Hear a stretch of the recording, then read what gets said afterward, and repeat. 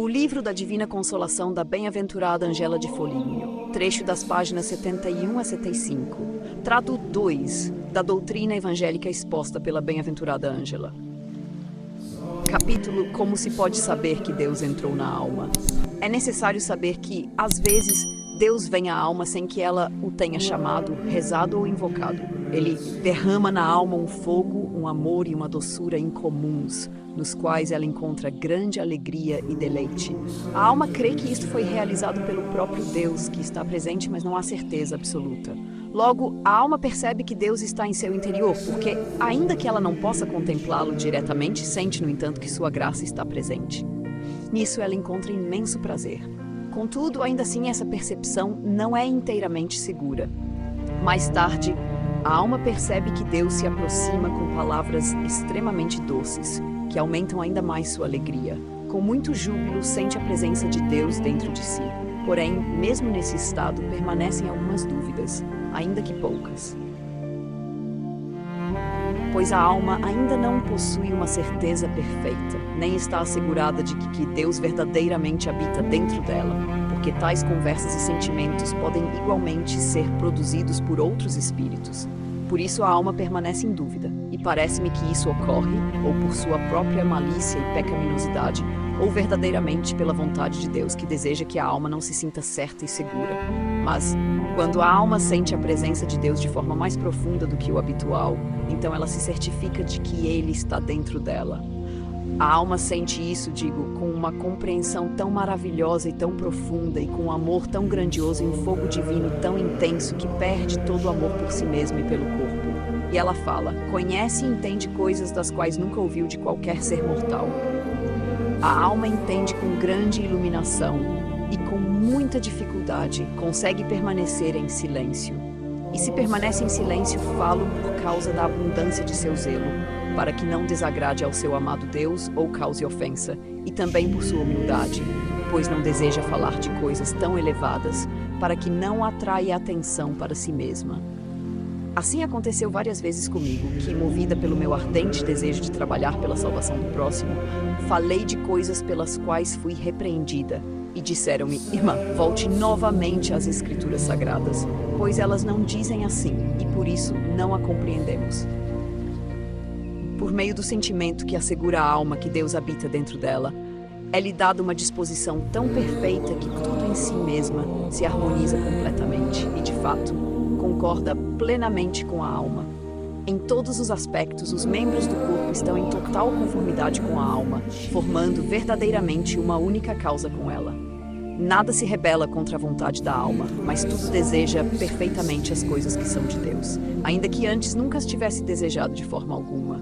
E essa disposição é concedida à alma pela graça, por meio da qual ela percebe que o ser divino entrou nela, concedendo-lhe a certeza e o desejo de Deus, assim como das coisas que são de Deus, a maneira do verdadeiro amor com o qual Deus nos amou. Assim, a alma sente que Deus está unido a ela e fez dela sua companheira.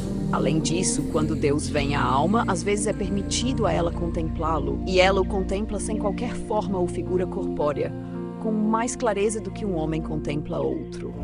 Pois os olhos da alma contemplam uma presença espiritual e não física, sobre a qual não sou capaz de falar, porque palavras e imaginação me falham. E, na verdade, a alma se alegra nessa visão com uma alegria indizível e não considera mais nada, pois é isso que a preenche com uma satisfação incomensurável. Essa busca e contemplação, pela qual Deus é visto de uma forma que a alma não pode contemplar outra coisa, é tão profunda que me causa grande pesar não poder expressar coisa alguma a seu respeito, visto que não é algo que possa ser tocado, imaginado ou compreendido. Além disso, a alma reconhece de muitas outras formas que Deus entrou nela sem qualquer dúvida. De todas essas formas, mencionarei agora duas. A primeira é uma santa unção, que revive a alma de maneira instantânea, tornando todos os membros do corpo submissos e alinhados com a alma. Tal harmonia impede que qualquer coisa, por menor que seja, a agite ou a perturbe. Por isso, a alma sente e ouve Deus falar em seu interior. E, por meio dessa unção grandiosa e em todos os sentidos indescritível, a alma compreende com absoluta certeza que Deus está dentro dela, pois nem mesmo um santo ou um anjo no paraíso teria o poder de conceder isso. Contudo, por ser algo que não pode ser expresso, entristece-me não encontrar palavras para descrevê-lo de forma proporcional ao que realmente é. Por isso, peço a Deus que me perdoe, pois isso não provém da minha vontade. Se fosse possível, e se fosse do agrado de Deus, eu manifestaria algo de sua bondade. A segunda forma pela qual a alma sabe que Deus habita nela é através de um abraço que ele dá à alma. Não há pai, nem mãe, nem filho, nem qualquer outra pessoa que possa abraçar o ser amado com o mesmo amor com que Deus abraça a alma. Ele a abraça com tal amor e a atrai a si, com tamanha doçura e delicadeza, que, ao meu ver, não há homem no mundo que possa expressar ou sequer acreditar, a menos que tenha experimentado isso por si mesmo. E mesmo que alguém conseguisse imaginar algo desse amor, ainda assim não poderia compreendê-lo como ele realmente é. Com certeza, Deus implanta na alma um amor tão doce que a faz arder por Cristo somente. Esse amor traz consigo uma luz tão intensa, pela qual a alma compreende a plenitude da bondade de Deus que experimenta em si mesma, que ela entende muito mais do que consegue sentir. Então a alma tem a certeza e a convicção de que Cristo habita nela. Mas tudo o que podemos dizer não é nada em comparação com aquilo que realmente é. Nesse estado, a alma já não derrama mais lágrimas, sejam de alegria, de tristeza ou de qualquer outro tipo. Pois quando a alma chora, ela está num estado inferior. Deus derrama nela uma doçura tão abundante que ela não pode pedir mais nada. Sim, de fato, ela estaria no paraíso se isso perdurasse, pois sua alegria é tamanha que preenche todo o corpo. E toda injúria sofrida pela alma, seja por ações ou palavras, é considerada como nada e se transforma em doçura.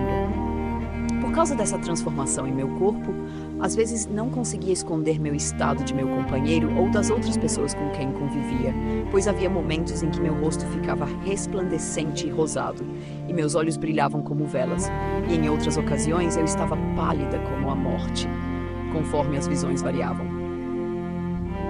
Minha alegria perdurou por muitos dias, e há algumas alegrias que creio nunca perder, pois as considero plenas e perfeitas, e ainda as mantenho comigo. Por isso, quando a tristeza se aproxima, imediatamente me recordo dessas alegrias e não fico de modo algum aflita. Há tantas outras formas pelas quais a alma sabe que Deus habita nela que me é impossível relatá-las todas. Por meio dessas coisas e caminhos mencionados, a alma reconhece que Deus entrou nela, mas ainda não se explicou de que forma ele nela habita. Tudo o que foi dito até agora é muito menos do que se poderia dizer sobre como a alma acolhe o peregrino, que é Deus. Pois agora a alma chegou a uma compreensão tão plena da bondade e infinitude divinas, que ao refletir interiormente percebo com grande clareza que as pessoas que melhor conhecem a Deus, que é infinito e indescritível, são aquelas que menos ousam falar dele.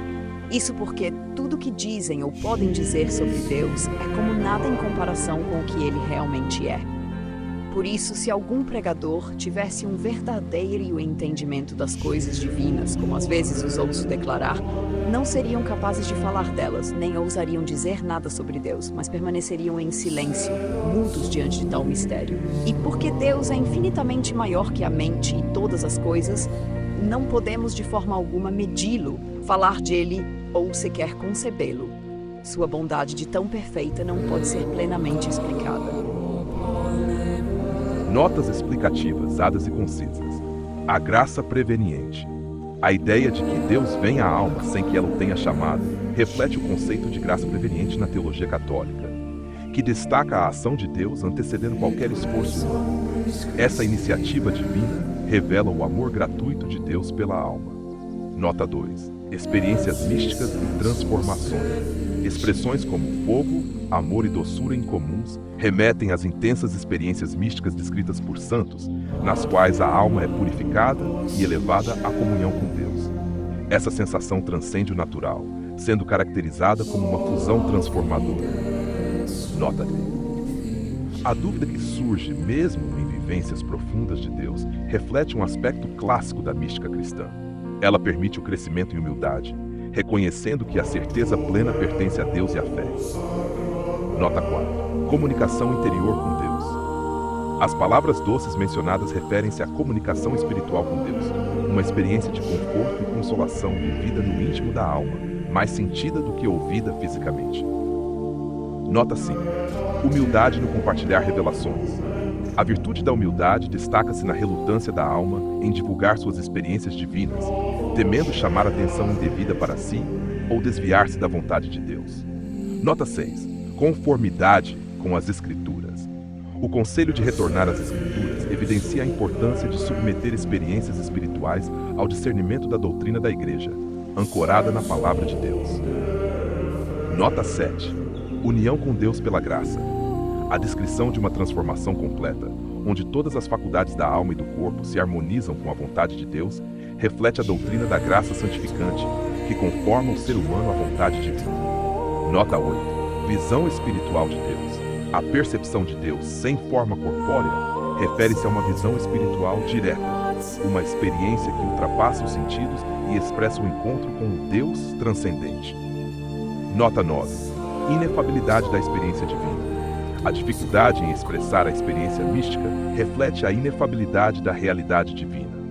Relatos místicos reconhecem que a linguagem humana é inadequada para descrever plenamente o encontro com Deus. Nota 10. Transformações visíveis no corpo. Mudanças físicas, como rosto resplandecente ou olhos brilhantes, refletem o impacto das experiências místicas sobre o corpo, comuns em relatos de santos que experimentaram intensas graças espirituais. Nota 11. Metáfora do peregrino. A metáfora do peregrino, como Deus que faz morada na alma, ressalta a dinâmica do encontro divino, caracterizada pelo movimento de Deus em direção ao ser humano. Nota 12. Conhecimento e silêncio reverente. O silêncio reverente surge como fruto do verdadeiro conhecimento de Deus. Quanto mais a alma o conhece, mais percebe que ele transcende palavras e conceitos humanos. Nota 13. Alegria espiritual como força. A experiência de alegria espiritual permanente serve como uma âncora contra a tristeza, manifestando a força das graças místicas na vida cotidiana. Queridos ouvintes, chegamos ao fim deste audiolivro e quero expressar minha profunda gratidão a todos que permaneceram conosco até aqui. Sua dedicação em acompanhar essa obra é um verdadeiro sinal de busca pela sabedoria e pelo crescimento espiritual. Que o conteúdo ouvido possa nutrir sua alma e fortalecer sua fé. Aproveito para convidá-los a explorar as playlists do canal Caminho Católico, onde vocês encontrarão outros tesouros espirituais. São obras que podem acompanhar e iluminar sua jornada, como Castelo Interior de Santa Teresa de Jesus, Confissões de Santo Agostinho, Palavras Bíblicas com o Evangelho comentado por grandes eclesiásticos, Filoteia de São Francisco de Sales, Tratado da Verdadeira Devoção à Santíssima Virgem, de São Luís Maria de Montfort, A Imitação de Cristo, de Tomás de Kempis, e As Três Idades da Vida Interior, do padre Garrigou Lagrange. Cada uma dessas obras oferece um caminho profundo de reflexão e conversão, e espero que possam encontrar nelas a mesma riqueza espiritual que proporcionaram a tantas gerações. Nosso canal está sempre aberto para quem deseja aprender e crescer na fé. Continue nos acompanhando e compartilhando essa jornada espiritual. Mais uma vez, obrigado por sua presença e que Deus abençoe a todos.